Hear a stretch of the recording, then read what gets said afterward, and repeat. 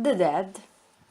In this short story, the last one of James Joyce's collection Dubliners, it is possible to find a particular psychological intimacy, and as for the other short stories part of the book, it is possible to easily recognize the epiphany.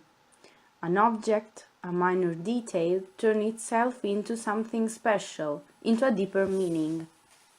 According to Joyce's own definition, an epiphany is a sudden spiritual manifestation, whether in the vulgarity of speech or of gesture, or in a memorable phase of the mind itself.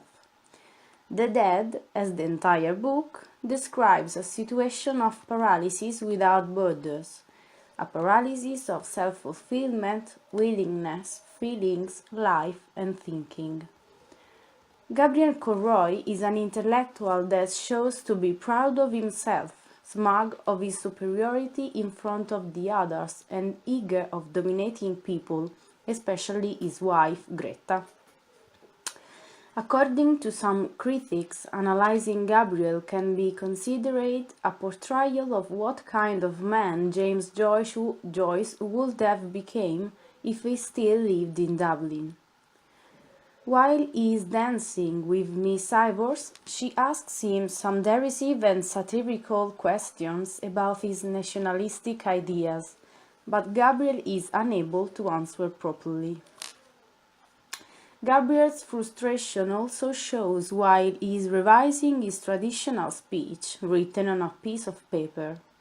This apprehension ends violently during the same night at the hotel room with Greta. In fact, during the party, Gabriel sees his wife looking out of the window while hearing a song and finds himself eager to know what she is thinking about. Gabriel is not really in love with Greta. In this moment, he understands that he only wants to own her. When at the hotel, his wife admits that she was thinking to her first love, a 17-year-old boy who died for love for her. Gabriel becomes furious, but decided not to show any emotion to his wife, thinking that he doesn't deserve her. Greta falls asleep, and Gabriel calms down. Now he knows that another man was in Greta's life, but cannot be jealous. He feels sad thinking at Michael Fury, the man who loved Greta, because he has never felt that kind of love. While reflecting on his emotionless life, he realizes that life is short and that who lived as Michael Fury is more alive than him, who lives paralyzed.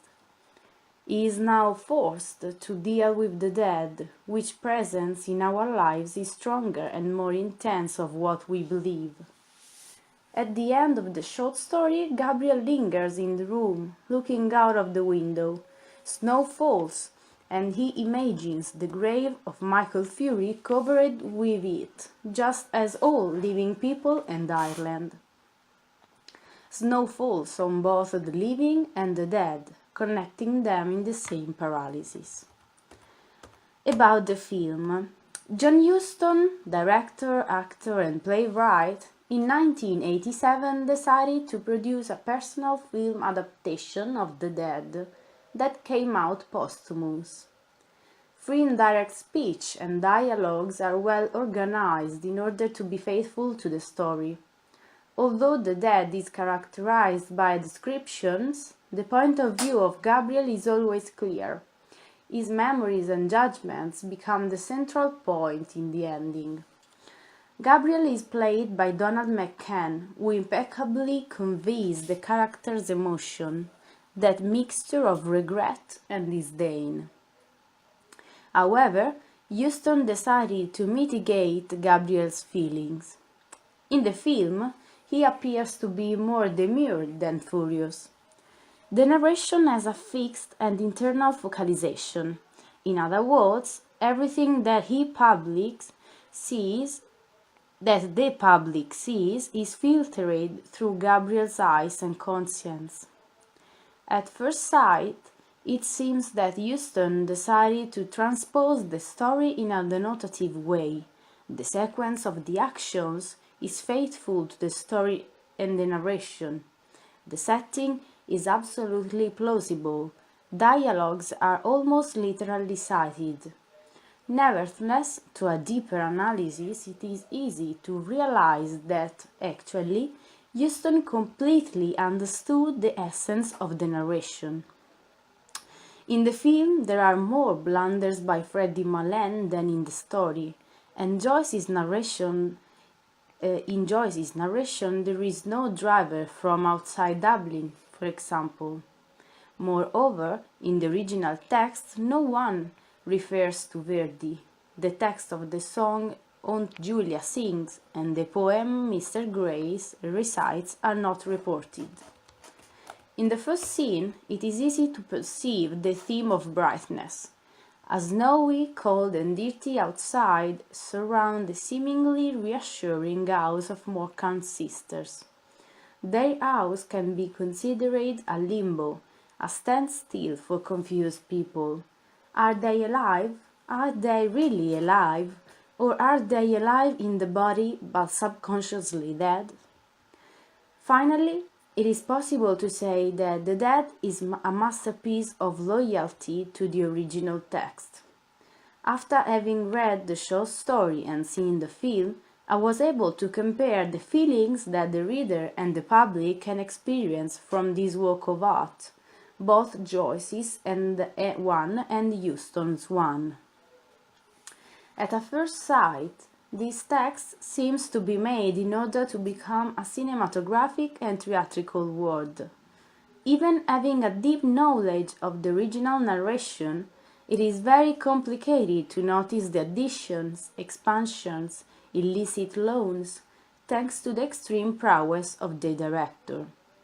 Huston managed not only to convey the emotions, but also to intensify these emotions. He perfectly depicts and intensifies the states of mind described by the text. Moreover, Huston represents the characters, the situations, and the scenes as Joyce's reader imagined them through his story. In particular, I found that each actor chosen for this film is surprisingly fitting in his own character. First of all, Donald McCann is amazing. His facial expression and posture convey the deepest meaning of Gabriel's interior monologue to the public. In the second place, Angelica Huston, daughter of the director, wonderfully embodies Greta's paralysis. Her slight stature replicates the discretion and melancholy Greta is filled by at the beginning of the narration, until such time as the paralysis takes hold of her in the memorable scene of the staircase, where she stops to think about her sad memories. Huston decides to use images in favor of the narration. The camera zooms old photographies, a pair of shoes of a young woman, and an old embroidered fabric that evoke the past and the shadow of death that towers over them during the whole film.